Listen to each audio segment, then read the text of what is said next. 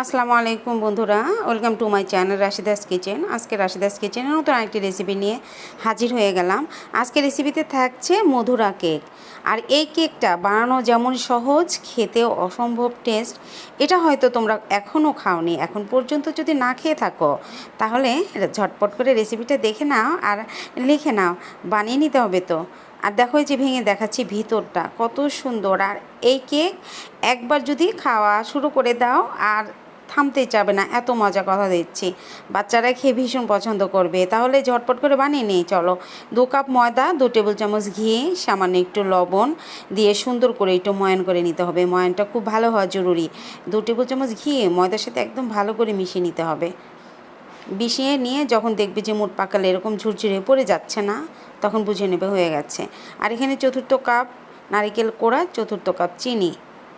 আর এখানে আমি দিয়েছি 1 চা চামচ বেকিং পাউডার, এটা স্কিপ হয়ে গেছে। আর এখানে চেরি কুচি, কিশমিশ আর 2 টেবিল চামচ কাজু বাদাম পাটায় পিষে নিয়েছি, এটা দিয়ে দিলাম। আর 2 চামচ মধু দিয়ে এখন আবারও সুন্দর করে এই কটা উপকরণ দিয়ে কিন্তু হয়ে যাবে, আর কিছু লাগবে না।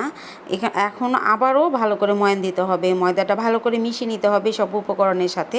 মিশিয়ে নিয়ে ঘন দুধ দিয়ে মাখিয়ে রাখতে হবে। এ দেখো কত সুন্দর করে মাখিয়ে নিয়েছি। এখন ঘন দুধ দিয়ে, দুধটা অনেক সুন্দর করে জাল দিয়েছি আমি, দেখো মোটা সর পড়ে গেছে। ঘন দুধ দিয়ে মাখিয়ে নিতে হবে। এটা কিন্তু নরম ডো হবে না, একটু শক্ত ডো হবে। শক্ত ডো হবে, ঢেকে রাখলে কিন্তু তাড়াতাড়ি নরম হয়ে যাবে। খুব সুন্দর করে ভালো করে ছেনে টেনে এটা 4 ঘন্টার জন্য ঢেকে রাখতে হবে। 4 ঘন্টার মধ্যে খুলবে না কিন্তু, একদম 4 ঘন্টা না রাখলে কিন্তু এই কেকটা ভালো হবে না। 4 ঘন্টা পর দেখো, এই যে দেখাচ্ছি, দেখো এই যে কত সুন্দর মোলায়েম মসৃণ হয়ে গেছে, একদম সফট হয়ে গেছে। আর ভিতরটা একদম ফ্লাপি হয়ে গেছে কিন্তু। এখন এখান থেকে আমি লেচি কেটে নিচ্ছি। যে কটা লেচি দিয়ে বানাবে, মানে এখানে বেশিও বানাতে পারো। আমার 11টা হয়েছিল, চাইলে তোমরা আর একটু ছোটো ছোটো করে বানিয়ে নিতে পারো, তাহলে আর একটু বেশি হবে। আর যেভাবে বানাচ্ছি একদম সহজ, দেখো ডোনাটের মতো করে একটা শেপ দিয়ে নিচ্ছি।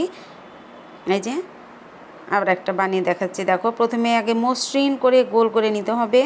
গোল করে নিয়ে তারপর মাঝখানে একটু আঙ্গুল দিয়ে ফুটো করে তারপরে যে একদম ডোনাটের মতো করে বানিয়ে নিতে হবে।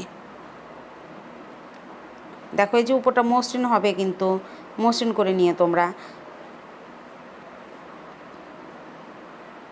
এই তো দেখো সবগুলো এভাবে বানিয়ে নিচ্ছি। এই যে সবগুলোই বানিয়ে নিয়েছি। বানিয়ে নিয়ে এবারে যে কম আঁচ রেখেছি, তেলের আঁচটা একদম কম, মানে চুলার আঁচটা একটু কম রেখেছি যাতে করে তেল বেশি গরম না হয়।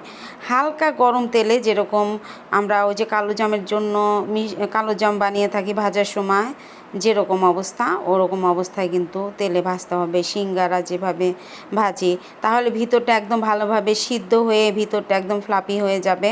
আর বেশি গরম তেলে ভাজলে কিন্তু ভিতরে কাঁচা রয়ে যাবে।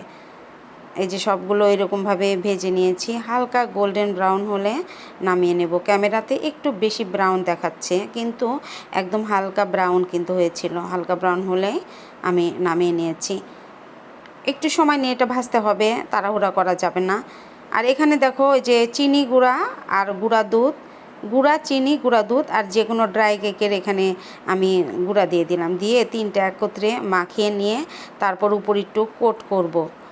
এই মধুরা কেক উপরে কোট করলে ফ্লেভারটা অনেক বেশি ভালো আসে আর খেতে অনেক বেশি ভালো লাগে। এমনি তোমরা খেতে পারো, কোট ছাড়াও কিন্তু খেতে পারো। সব কিছুই তো দেওয়া হয়ে গেছে, মিষ্টি টিষ্টি সবই আছে আর মধ্যে। অসম্ভব টেস্ট এটা। আমার মেয়ে তো বলে যে আম্মু এত কম বানাইছো কেন, আর বেশি বানাতা, খেয়ে তো মানে মুখে স্বাদ লেগে আছে, এত মজা হয়। এই যে একটু চালনা দিয়ে একটু চেলে চেলে উপরে দিয়ে দিচ্ছি যাতে মোটা দানাগুলো না পড়ে। এই যে কোট করে নিয়েছি, ভেঙে দেখাচ্ছি একটা, দেখো ভেতরটা দেখো একদম কত সুন্দর ফ্লাপি আর কত সুন্দর হয়েছে। আমার এই সহজ রেসিপিটা যদি তোমাদের কাছে ভালো লাগে, আমার চ্যানেলটাকে সাবস্ক্রাইব করবে আর পাশে থাকা বেল আইকনটা প্রেস করে রাখবে। যখন যখন আমার সহজ রেসিপিগুলো আসবে তার নোটিফিকেশন সবার আগে তুমি পেয়ে যাবে। আর বেশি বেশি করে একটু ফ্রেন্ড সার্কেলের মাধ্যমে শেয়ার করে দেবে, সবাইকে দেখার সুযোগ করে দেবে। আর যদি এইটা ভালো লাগে, রেসিপিটা ভালো লাগে, তাহলে লাইক দিতে একদম ভুলবে না। আজকের মতো আসছে, আসসালামু আলাইকুম।